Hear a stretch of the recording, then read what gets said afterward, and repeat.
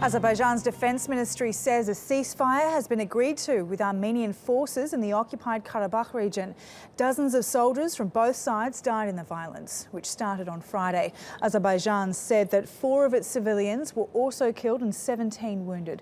Karabakh is in Azerbaijan's territory but is controlled by ethnic Armenians. Foreign ministers from France, the US and Russia announced on Tuesday that they plan to visit the region.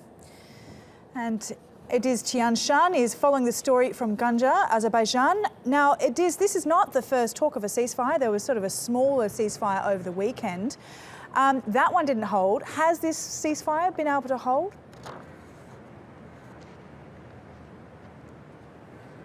Well, so far, yes. According to the official statement from the Ministry of Defense here in Azerbaijan, we've just received, and I quote, "The combat operations along the Azerbaijan-Armenian line of confrontation have been stopped based on mutual agreement of the parties." And officials also told us so far there hasn't been any violation by either side. But they also emphasized that the Azerbaijani side reserves the right to self-defense. In other words, military officials are saying that in case of any further incoming fire from Armenia, they would respond with full force. Now, having said that, the terms of this ceasefire are still not clear. As you said, there was an earlier ceasefire on Sunday, but Azerbaijan said they would only consider it whether if Azerbaijani forces actually return back to their initial positions. But at this very same statement that I just read,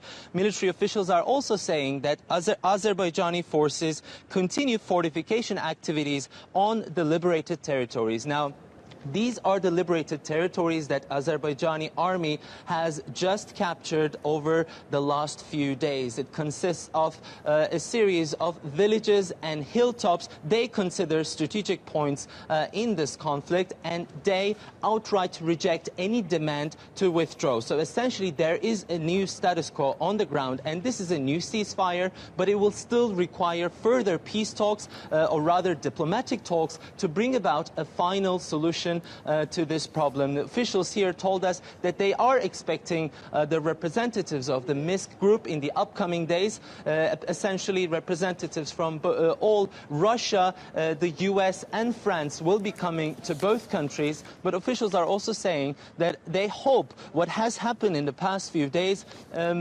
taught a lesson to the international community and would bring about a momentum for this peace talks. Okay, Ediz, thanks very much for that. That's Ediz Tiyansan from Ganja, Azerbaijan there.